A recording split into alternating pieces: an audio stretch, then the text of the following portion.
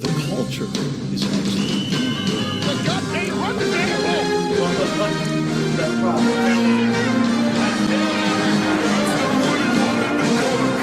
Calling both games. What people tend to not realize about the Tyreek Hill deal is that the New York Jets were trying to work out a trade with him beforehand. However, rivals do not care for good intentions, and Tyreek would rather die than go to northern New Jersey. Better climate and no income tax. You wonder why he went to Miami instead? The Jets just have no luck. And it doesn't have to do with the rest of their moves. More low-key, but still efficient. CJ Uzomah at tight end, Laken Tomlinson for the line, Jordan Whitehead, DJ Reed, and Greg the wide left leg on defense and special teams. New York knows they need Zach Wilson and the youth to evolve to have any chance at survival. The last few times they've splurged in free agency, it's blown up in their faces. I'll give them credit for trying to learn. They're trying to do it the right way this time. Let's see if it finally works out for them. The New York Jets select Sauce Gardner, defensive back, Cincinnati. If his chain is any indication, he already spent a decent chunk of his rookie signing bonus. That flash and pizzazz will work well in New York. Not to mention, Sauce Gardner is a damn good corner. One that's one of the most touted the Jets have selected since Darrelle Revis. A shutdown defender is a necessity in the modern NFL. And with the AFC East having the likes of Diggs, Waddle, and Hill, New York needs it badly. Perhaps Sauce is it. The New York Jets select Garrett Wilson, wide receiver, Ohio State. With a big-time weapon like Garrett Wilson, the Jets are making a major statement. They ride and die with Zach Wilson. Having reliable wideouts was an issue for them last season thanks to injuries and underperformance. Corey Davis is decent, but not a true number one. For the Jets to have any success moving forward, they'll need weapons to aid their signal caller. Wilson with Elijah Moore and Davis should be the fix the doctor ordered. In theory. The New York Jets select Jermaine Johnson, linebacker, Florida State. We live in a world where the Jets and the Giants are making sound drafting decisions. This is how we know COVID fucked everything up. Jermaine Johnson was looked at as a potential top 10 pick before the draft by shooting up mock boards. With his raw talent and elite upside, there's a lot you can dream about with him. And the Jets do need help at edge, even with Carl Lawson returning from injury. I had an odd feeling that the butt fumble wouldn't butt fumble this draft. Joe Douglas has been making very sound decisions, especially come draft time. Their plans all rely on Zach Wilson and Mekhi Becton staying healthy. Can it be done? That's for time to decide. Meet the new team. Probably the same as the old team. Last year's Jet squad was immediately undone out of the gate due to a shit ton of injuries to key players. But what about this year? If Mekhi Becton is anyone to go by, they're probably replaying 2021's tape. Dwayne Brown is in to replace Becton on the line, but he was a key piece to their development. Denzel Mims might have been a piece as well, but he's requested a trade or release from this hell. Same situation for Zach Wilson. The good news is that he did not tear his ACL. Sad that only being out for a few weeks is seen as good news for the Jets. It's not an indictment of what they're doing in East Rutherford. I like the structure they're trying to build. The gods of fate may destroy it before it even gets the chance to grow. As much of a gut punch as Tyreek Hill openly shitting on the Jets when they tried to trade for him. Can this team get a break, please? The AFC, just like last season, is going to be a bloodbath. You can make the argument for nearly every team to be able to reach the promised land of the playoffs. And as a fan of the game, you can't ask for much more. The AFC East is pretty cut and dry, though. Buffalo will be taking that division with ease. The AFC North will go to Baltimore. Considering that they're finally healthy and able to field a respectable team should do wonders for them. To me, the AFC South is a coin flip between Indy and Tennessee. And I'm going to err on the side of the Titans for the time being. It's very close, though, just like the AFC West. Every team has a shot at winning the division. And for my sake, I'm going to go bold and pick the Broncos. I know, insane, but they actually have a QB and hopefully non-shitty play calling. That's all they needed. And as for the wildcards, it's a tough call, but I'm going to go with Kansas City, the Chargers, and the Bengals. I personally can't wait to see how wrong I am in these predictions, as always. Maybe they'll be as slow to develop as my vid schedule. People want to talk about progressivism in America, yet we're still subjected to watching Joe Flacco play QB in the year 2022. Dude has been riding the coattails of one fucking playoff run for the last decade. What did you expect to happen against Baltimore? An upset? Do you think the Jets aren't injured to hell or something? No, friends, Lamar Jackson is ready to go goddamn ham. contract extension talks with the Ravens stalled out. He wants all of the guaranteed money. If he keeps playing like this, someone's going to give it to him. Maybe even the Jets. I don't care if Zach Wilson is still there. Have you seen how teams spit out quarterbacks these days? If New York keeps being limp-dicked, they'll do anything to get out of it. Especially if jobs are on the line. Cleveland, this should be a gimme game for you. You're playing the New York Jets at home. They're starting Joe Flacco again. The Jets are very young and out of sorts after being crushed by the Ravens. Oh no, Robert Saleh is keeping receipts of the haters. I'm so scared of being forced to eat shit. All you have to do is give the ball to Nick Chubb about 50 times. I know you're worried about running him ragged before Deshaun gets back, but you need wins. It doesn't matter how ugly they are, you just need that number to keep going up. There's no worry on that end. Chubb's a beast. Results are crystal clear against this bottom feeder. Cleveland is up by 13 with less than 2 minutes left. The Jets have no timeouts. You could even miss the extra point, that's fine. The Browns aren't that pathetic anymore. Jets offensive line holding up well there. Flacco wide open. It's Davis. Davis waltzes in for the touchdown. You seriously had nobody covering over the top? Can you at least recover the onside kick? Trying to convert.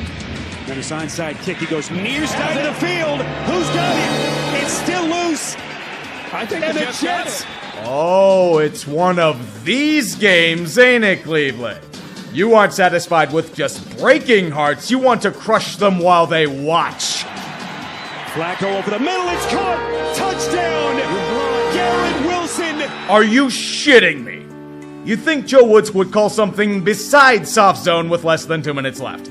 I saw more defensive resistance at the fucking Capitol building. They made Joe Flacco look elite in 2022. This isn't a standard joke. This is divine retribution. The Browns thought themselves mightier than the gods and forced Goliath to take a small rock right between the eyes. You know why this is? Explain, Cleveland. What the fuck is this bullshit? Don't give me this, oh, it's only a small percentage of fans shit. You pigeonholed all of us when Big Ben was a piece of shit. I'll do the same to you. Know what this equals? Lol cow of the week. Congratulations. You made Pittsburghers feel less shitty about their awful loss. You know, Billy, we blew it. The Jets are eager to keep the momentum of a stunning victory up. However, there are several issues to announce. They aren't in Cleveland, they aren't starting Mike White, and Cincy already had their trap game last week. This is simply going to be a return to the on-field disaster that we know all too well. Did you seriously think Cincy was going to go 0-3 with that offensive talent? Joe Flacco had his moment of old glory, and now he's back to old Flacco, serving up flaccid arm punts to the opposition. The Bengals needed a punching bag after last week. The gods blessed them by getting it in you guys. However, if there is any good news, it's looking like Zach Wilson will be returning next week. Just in time for your traditional trap game against the Steelers. Sometimes games just have to be played. Both these teams look absolutely awful in many aspects, but money has to be made. Plus, Zach Wilson's back in the saddle for the Jets. At this rate, we'll be sending an SOS for offensive help. The Steelers are completely useless at trying to move the ball forward, and their fan base is calling for heads. Meanwhile, Zach Wilson is trying to be the white LaMargarine. Some mixed results. All there is death. New York pulls the Philly special out, and Pittsburgh has to suffer through a white boy gritty. It's a painful 10-3 Jets lead at halftime, but then, a miracle. Kenny Pickett is in the game. Bless the football gods, for they have given this game actual purpose. Go and sling the ball down the field for glorious... Oh, motherfucker! We will ignore that interception. The Steeler might returns to the tune of 17 consecutive points. Dreams of going back to the Super Bowl flood the minds of Yinzers. But they forget something. The defense is limited by injuries and fatigue. Mike Tomlin's baby can't get off the field as the Jets convert 3rd and 4th downs ad nauseum. They bend and bend until they give up a crucial touchdown. Then the second sin. Their offensive coordinator is still Matt Canada. His scheming is pathetic. Trying to force passes results in, yes, a crucial interception. Thanks to the Steelers' stubborn ways, the defense is getting exposed without TJ Watt. Zach Wilson is not only pounding Cougars, he's pounding the ball down the field. Pittsburgh, you were hoping to celebrate with a win. Instead, New York will send you to hell. They'll give it to Hall. Looking for the end zone, and I'm not even surprised they lost to the Jets. The Steelers do this every goddamn year. 3 straight winnable games they pissed away due to themselves. Maybe it's not playing down to competition this time. Maybe the Steelers just suck ass.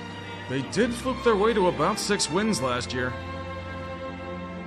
Shut the fuck up.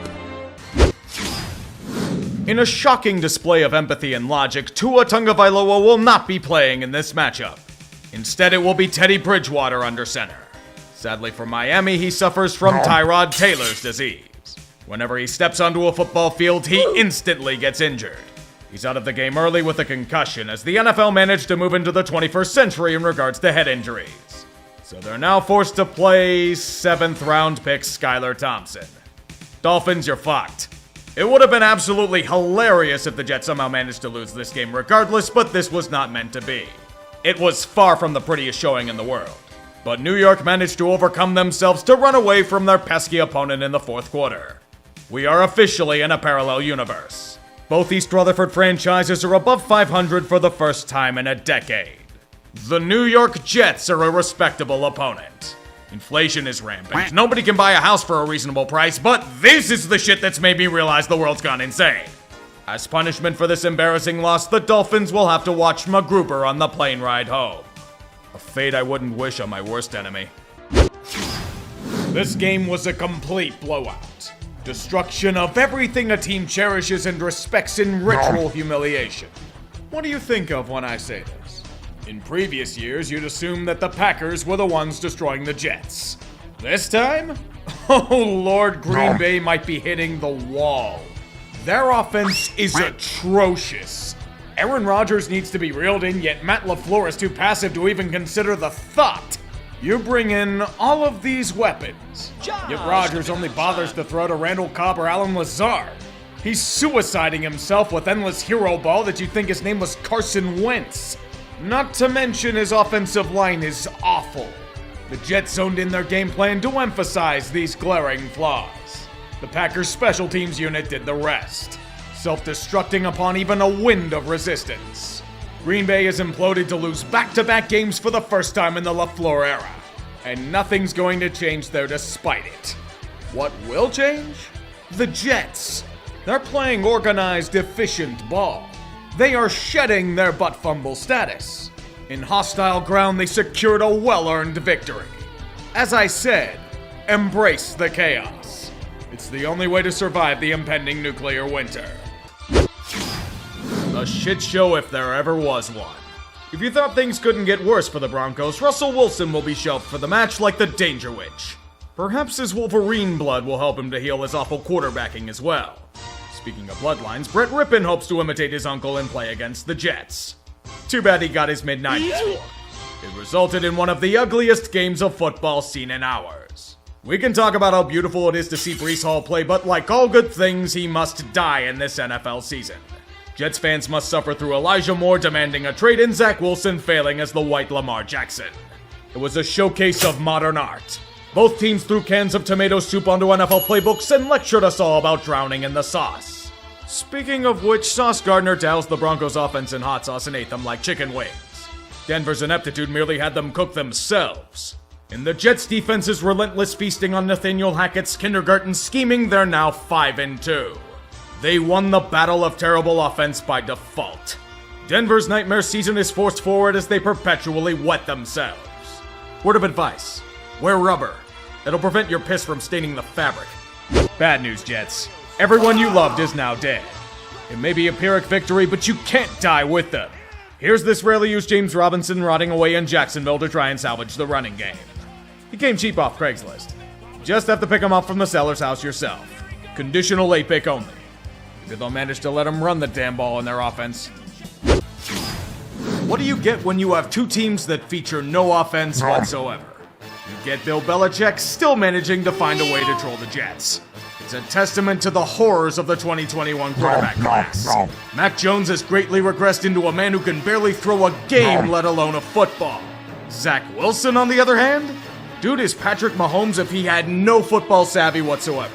Terrible throw after terrible throw, or you wonder how the hell this guy was a second overall pick. We were all waiting for the 3-pick game from Wilson this year. This was it. Even their defense was getting cucked by New England. Oh, did you have a big touchdown on an interception of Mac Jones? Nothing for you. Oh, that's a bad boy. I think that's roughing the passer on the defense. Even in a season where the Jets seem to be turning the corner, they can't escape their humiliation fetish to the Patriots. Don't repress your feelings, Jets. You secretly like the boot on your face. You want more of it. The magical run of the New York Jets is sure to end here, isn't it? It's Buffalo they're playing against. No way they win with Zach Wilson under center. Or do they? Josh Allen chose to celebrate a throwback. A throwback to how raw and messy he was in his first 2 years in the league. With every awful throw, he can still show flashes of brilliance. Like with this incredible run for a touchdown. With it being 14-3, you'd think the Jets would simply lie down and die. Absolutely not. More like a counterpunch to keep the game within striking distance. Imagine a fumble ending their ambitions as a winner today. But then ugly Josh Allen made another appearance as Buffalo wonders what malfunctioned in his robot body. New York nearly fucks it up again in hilarious fashion. But Zach Wilson does something unprecedented. He throws a ball accurately to his own team. Jets lead.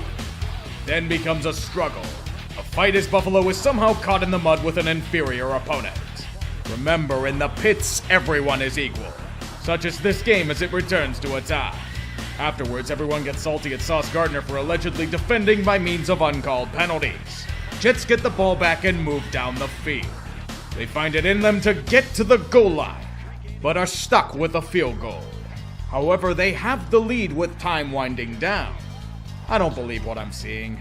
The Bills will come back. They always do. Right, Bills? You're going to come back, right? Allen running around. Jets try to stick with him. Allen tosses. Deep ball on the way. Incomplete. The Jets won. Oh my God. The prophecies are true. The almighty coin has returned to bless another franchise. Forgive me for not believing. I am a fool in my doubt. My condolences to Jets fans. You are going to lose your next 2 games. But you're apparently making the AFC Championship this year. Congratulations.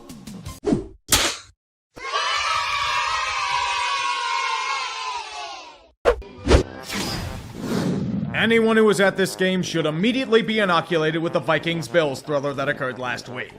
This contest single-handedly set team offense back at least a century. When Zach Wilson collides with the bastard offense of Patricia and Judge, only horrors await. What we get is one of the games of our time. A complete insult to the very being of the sport itself. The Jets can lead the AFC East with a win. That alone proves how bullshit this season has been. People will say this year is a resurgence of defense. I will immediately counter with this match, for it's only worthy of being buried alive. I considered separating this video into a greatest game, but do we really want that? There's nothing to go off here besides Kevin Harlan dying in the broadcast booth.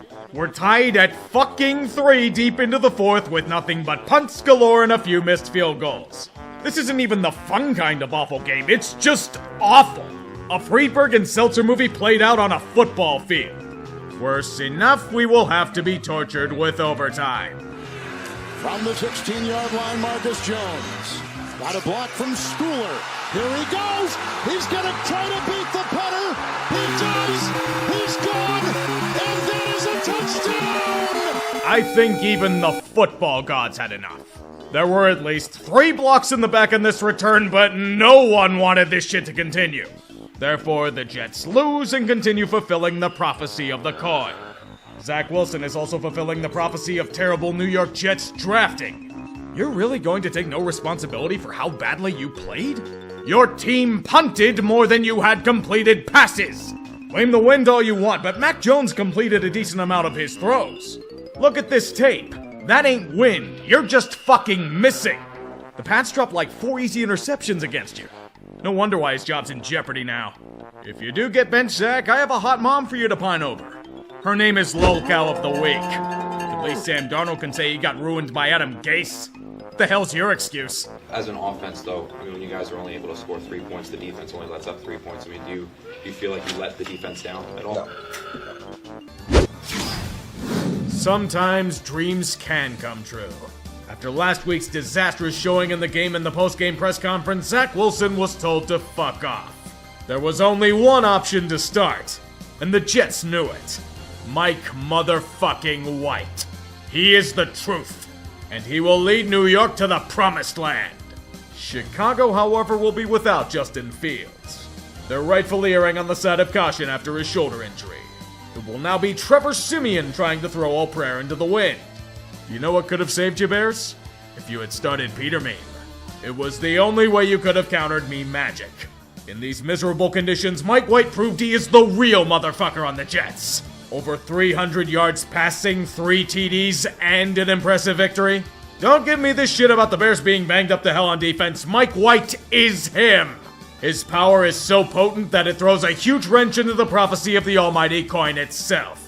An impressive rebound that was desperately needed. Congratulations, Zach Wilson. You've just lost your starting job. The motherfucking era of Mike White has begun with haste. It's not starting out as well as hoped. He struts his cock out and throws all caution to the wind, results be damned. Good for them because Minnesota's jumped out to an early lead, in spite of trying to take it easy on their worthy opponent. They're just taking what the Jets are giving them and moving ahead methodically. No other way to do it to gain a 20-3 lead. However, you cannot resist the power of Mike White. Why? Because fuck you. If only the Jets weren't completely inept in the red zone. They made it down there 6 times in this contest. Only one of them resulted in a touchdown. Otherwise, it's backbreaking penalties, missed passes, and an uncomfortable amount of Braxton Berrios. Strange choice. In the meantime, the Vikings managed to score another touchdown. Even then, the Jets are creeping back into this contest. The refs felt bad for New York being shit in the red zone and gave them a touchdown on an overturned call on 4th and goal at the 1. The Vikings are only up by 5, and they're running into resistance from the opposition's defense. Mike White will get his chance to etch his name in stone, but a common foe is ruining their chances at gaining the lead. Berrios, the motion man. White looking. White slings it. Berrios did not secure it. Their sudden over-reliance on Braxton Berrios. And shitty red zone play as well. Minnesota's never been a team to give their fans a relaxing moment. It continues with another chance for the Jets to win. Their fans will die before they can celebrate. Yet, even then, New York has a major problem on their hands. Jets down 5. White launches. Picked off, and it's over. They step foot in the red zone again. Alas, the coin was wrong last week, so it must be wrong again to rectify the course of destiny. The Vikings escape yet another one-score game to keep pace for the number 1 seed. Considering they've beaten 3 of the 4 best defenses in the league, it's not a fluke. It's nice to see them win these games regularly for a change. A throwback to the 1970s, when grinding physical football was the norm, when every inch gained would cost a pound or more of flesh. In the cold chasms of Buffalo, there would be such an affair. A battle of defense. A battle of trench warfare. A battle of attrition.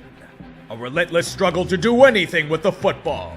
Snow pelting the backs of bloodied soldiers on both sides of the killing field. The Bills managed to strike first with a touchdown, but it's not until deep in the second quarter, and they had to pay dearly for it. The Jets have been playing behind all game long. It would stay that way, but not for lack of trying. That was before Mike White was motherfucked on the field of play. Save your tears, he's gonna man up and return to the field right after this fumble by the so-called elite Flacco. The Bills don't care, for there's winning to be had in this match. And by God, they had to earn this one. Nothing else to say. A tribute to old school football through and through. Mike White toughed it out like a warrior, and earned a much-deserved trip to the hospital after the game as a precautionary measure. The mark of a true soldier. The playoff push is reaching its final stages. Only one spot has been clinched by Philadelphia, but 4 weeks remain. In the AFC, it's wide open. Buffalo currently has number 1 seed, but Kansas City is close behind, if only because of a head-to-head loss with the Bills. Baltimore currently has the AFC North lead in the 3rd spot, and Tennessee has a loosening grip of the caboose division in the AFC South. Wildcards are currently held by Cincinnati, Miami, and the Patriots, but the Chargers and Jets are tied with New England at 7 and 6. A few other teams are 5 and 8, but they're long shots at this point. The picture will become clearer as time goes on. And as we all know, there's only one rule to follow. Don't get eliminated! Bad news, Jets fans. Mike White has not been cleared by doctors to play due to broken ribs. In his place, you get a different kind of motherfucker under center. The prodigal son known as Zach Wilson. Last chance, buddy. If you fuck this up, you're getting exiled to Denver after the season. To be a backup. Facing off against a white-hot Lion squad eager to pounce on a crumbling NFC, the stakes have never been higher. Giving up punt returns like this for TDs? Not a good start, boys. I'd rather replace that with dimes thrown by Milfman himself. After the opening salvos were fired, a defensive struggle takes place. The stout Jets unit against a resurgent Lions outfit that's found great form. I'm surprised Zach Wilson hasn't thrown his traditional terrible pass for an interception. Speak of the devil, there it is. Detroit could only get a field goal out of it, so it works out in the end. A great fight continues deep into the 4th. The only action taking place are 3 and outs. Both defenses clamping down on their opponent to bend to their will. This is Zach Wilson's chance for redemption, and he's answered the call. He leads the kind of drive that New York thought they were getting when they drafted him, and he potentially saves his career with a true reward. A touchdown to take the lead. However, Detroit refuses to go down quietly, and they'll strike right for the heart with haste. And worse on a 4th and 1. Trying to keep this drive alive. Goff. Little pitch to right. Big gain. Brock Wright is going to take it the distance. Touchdown, Lions. This is what the New Age Lions do. Don't feel bad, better teams have fallen to them. Or have they? Zach Wilson, here's your chance to reassert yourself. Good luck, buddy. Wilson gets away. Wilson floats it up, and it's caught! Now that's the kind of play you draft a man 2nd overall for. Incredibly clutch to get them into field goal range. Tie this baby up and send us to extra time. From 58 yards away, Zerline's kick. No good! The Lions hold on! Greg the wide left leg strikes again. This season has just been so inexplicably Jets, it's not even funny. A strong start with cautious hope suddenly being shanked in a corner by losing 4 of 5. And their upcoming schedule ain't exactly easy. As for Detroit, well, all I have to say is this, NFC. Check your rearview mirrors. They're gaining on you fuckers fast. We've had quite a lot of teams reach playoff land this week, didn't we? It doesn't mean we're anywhere close to settling how things will shake out. The AFC has many spots open to claim. Only Buffalo and Kansas City have clinched, and the Bills still have number 1 seed. Cincinnati overtakes Baltimore for the AFC North lead, as Ravens fans wonder why they keep squandering chances. Tennessee is far past that point. They've lost 4 straight and are in an existential state of dread. And for good reason. Baltimore has sole possession of the first wildcard spot with 9 wins, but it's probably a disappointment to them. Same as Miami, who falls behind the Chargers for the 2nd wildcard spot thanks to losing their matchup with them earlier in the year. The Jets and Patriots both with back-breaking losses are the first teams out with 7 wins. They should be careful. There are a ton of teams with 6 wins, including Jacksonville, who's only a game back of their division lead. This is gonna be quite fucky, isn't it? Everyone left, you know what to say. Don't get eliminated! I watched a team slowly die on the field of play on Thursday. Remember when the New York Jets had hope? We all know that isn't supposed to happen. The gods will send their greatest agent of terror to do it.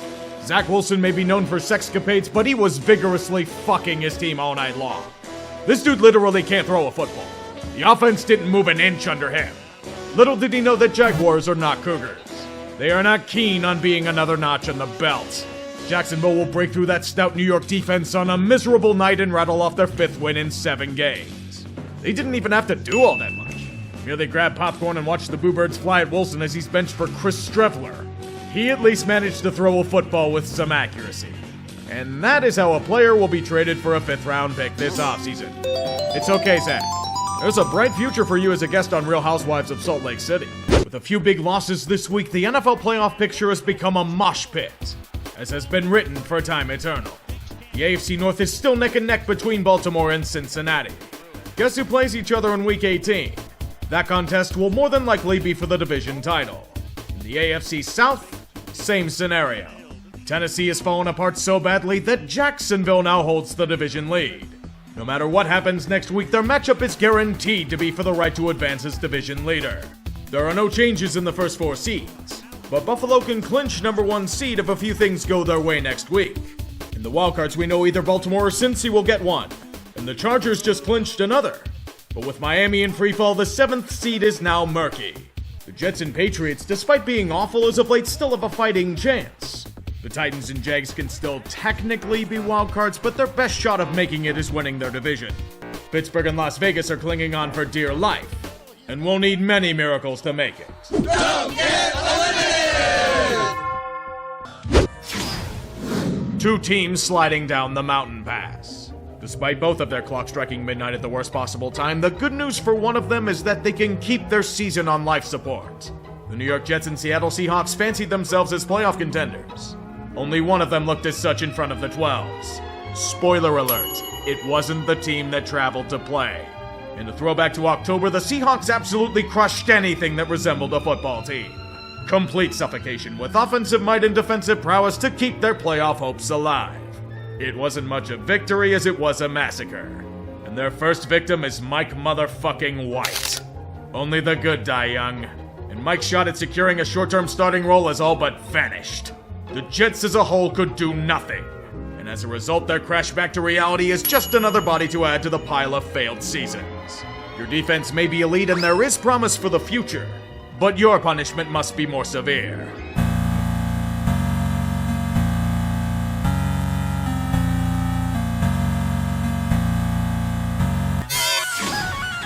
I'm calling both games. This is legitimately the worst football game I've seen in recent history. Out of a year full of terrible fucking football, this matchup may have taken the cake. Why do I know this? Skylar Thompson versus Joe Flacco. With serious playoff implications on the line. Miami is in must-win territory and they know it. The ping pong table has been removed from the locker room. I repeat, the ping pong table has been removed. That's when you know shit's getting serious. You need to dig a trench and burrow in for the long haul. Literally forever, as there will be no offense to speak of. It will be denied like me at prom. The end zone is a sacred land, and its virgin grass must remain as such. There will only be the kicking of field goals. And some of those are missed. The legs of Jason Sanders and Greg the wide left leg will be tested in this affair. Because nothing screams 2023 like everyone standing their ground and refusing to budge. That is until Miami's final drive. Like all things the Jets do, they must fail at it. A horse collar. That's what gets Miami into field goal range. Please, Jason Sanders, put us out of our misery. On the way, down the middle, with distance. The ping pong table should only be reserved for Jason Sanders. One of the ugliest wins I've seen in a long time. But it's enough to stave off humiliation for a week. Dolphins, here's your ticket to be destroyed by Buffalo. Now fuck off. You may argue that this year was not vintage Jets. You'll point to their solid coaching and excellent defense. And you'd be correct. You'll point to injuries destroying the team whenever they gained any sort of momentum. They had a 6-3 record at one point. It may have been fluky as all hell, but it's the best season they've seen in a long time. Then you get to the quarterback position. The curse must continue. Zach Wilson only knows how to assert himself with milfs. On the field of play, he's fucking terrible. Off the field, he's immature and doesn't know how to lead, whiffing on softball questions and throws alike. I saw more out of 3 weeks of Mike White than I ever have out of Wilson. It's that bad. The team fell off like his player stock did. And while they speak lip service to supporting Zach, we all know it's back to square one. So yes, this season was indeed very, very Jets. But it gets even better for you. Michael LaFleur was told by Brass to run back to Sean McVay and Rams' house.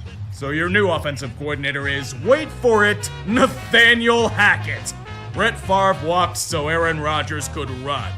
Don't go to the Raiders. You cannot escape a date with destiny, Aaron. Now to await for the dick pic sent in a pair of Crocs.